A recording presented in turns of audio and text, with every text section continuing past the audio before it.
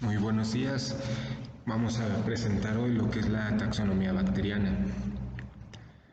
Bueno, para comenzar, como una pequeña introducción, tenemos que la microbiología es una división o es una ciencia que parte de la biología. Esta ciencia se dedica al estudio de las células y su funcionamiento. ¿Qué tipo de células estamos hablando? Pues de los microorganismos.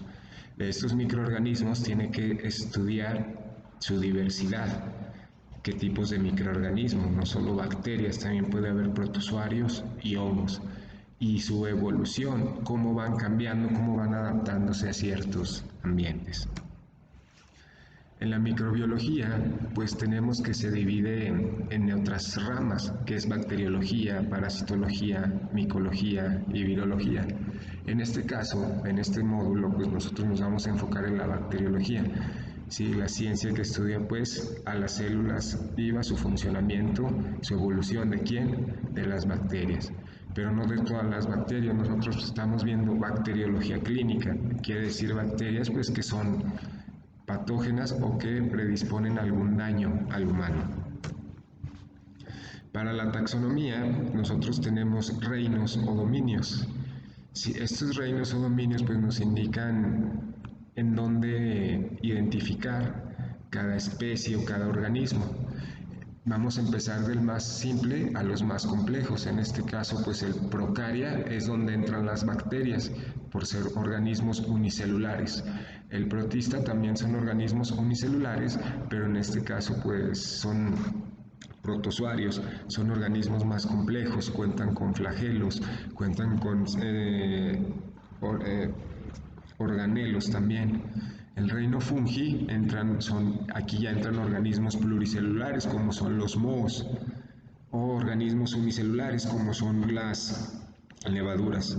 Planta, pues el reino plantae o planta, sí, donde entran los organismos como árboles, plantas, vegetales, y el animal, donde entramos nosotros, organismos más complejos, pluricelulares.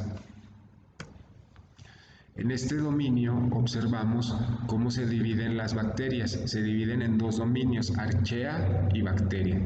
El archea básicamente, o las arqueobacterias básicamente, son organismos extremos, también denominados extremófilos. ¿Por qué? Porque crecen en ambientes extremos. Aquí, dependiendo de su ambiente extremo, pues se le denomina, ¿verdad? Metanógenos, que son bacterias que crecen en ambientes con altas concentraciones de metano, halófilos, que crecen en altas concentraciones de sal, acidófilos, pues que crecen en altas concentraciones, más bien en ambientes con pHs de hasta 3, termófilos, que crecen en temperaturas mayores de 50 grados, 60 grados. Nosotros nos vamos a enfocar en el dominio bacteria. ¿Por qué? Porque son las bacterias de importancia clínica, son las bacterias que ocasionan algún tipo de infección, en este caso, en el humano. Estas infecciones pues, pueden ser gastrointestinales, pueden ser en vías urinarias, pueden ser en aparato respiratorio, en vías respiratorias, incluso en otro tipo de órganos. Para denominar a cualquier organismo, pues tenemos que denominarlo desde su dominio, su reino, su clase, su filum, clase, orden, familia, género y especie. Sí, entonces todos los organismos, no solo las bacterias, están organizados en esta taxonomía, bueno, están identificados en estos grupos taxonómicos que se les puede denominar así. En esta imagen nosotros contamos con una célula animal y una célula bacteriana. Su diferencia principal es el material genético. Observe cómo el material genético en esta célula animal se encuentra protegido, se encuentra envuelto en una envoltura nuclear, en un núcleo, sí, es el núcleo, ya que el material genético se encuentra protegido en una envoltura, sí, en una membrana muy parecida a la membrana citoplasmática, a diferencia de la bacteria, de la célula bacteriana, que se encuentra, pues su material genético se encuentra disperso. ¿Cómo lo vemos? Lo vemos, lo vemos de esta forma, lo vemos disperso, lo vemos en toda la célula. Se le denomina nucleoide ya que puede verse o puede para aparentar un núcleo, pero es el material genético enrollado, se encuentra disperso. También vemos que la célula animal contiene organelos, como aparato de Golgi, retículo endoplásmico, mitocondrias, fagos, en este caso el cloroplasto pues sería una célula vegetal o del reino Plantae. Cabe destacar que las bacterias cuentan con una pared celular, sí, algunas, bueno, todas las bacterias, ¿verdad? En este caso, como las gram positivas o como las micobacterias, que son bacilo, alcohol, ácido resistente, pues cuentan con una pared celular gruesa. A diferencia de una célula animal que no cuenta con una pared celular gruesa, sino solamente con la membrana citoplasmática. En las células vegetales, pues también se cuenta con esta pared celular. Para la taxonomía, sí, que básicamente es la división sistemática en grupos de los organismos, pues vamos a tener que la taxonomía es la clasificación, la nomenclatura y la identificación de organismos. En la clasificación tenemos que ordenar o reestructurar a los organismos en grupos o taxones. Una vez ordenados en grupos o taxones, pues los vamos a identificar en dominios, ¿sí? ¿Qué dominio es? ¿Qué clase es? ¿Qué orden? Familia, el género y la especie. El género y la especie refiere a la nomenclatura de los organismos, siendo esta una nomenclatura binomial. Estos organismos tienen que tener semejanzas mutuas o parentesco evolutivos. En este caso, pues esas semejanzas pueden ser fenotípicas en la forma en cómo se observan, o pueden ser genotípicas en el parentesco evolutivo, cómo esos organismos evolucionaron esa semejanza evolutiva. Una vez que se tiene la clasificación del organismo, pues se tiene su nomenclatura. Aquí tenemos que asignar el nombre científico a los grupos taxonómicos.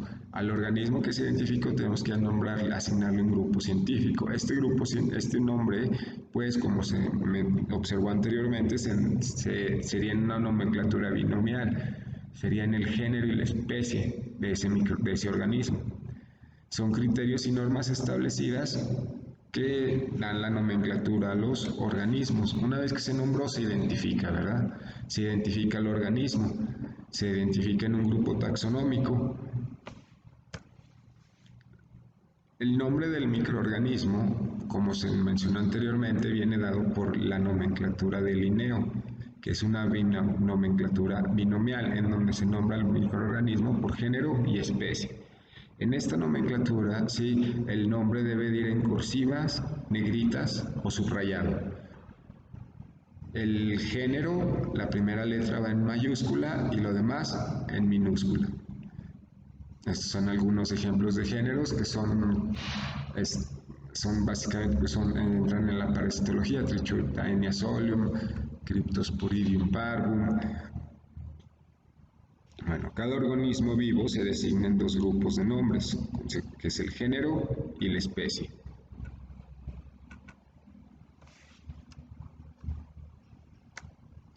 En las bacterias, el género son grupos de especies muy relacionadas genéticamente entre sí.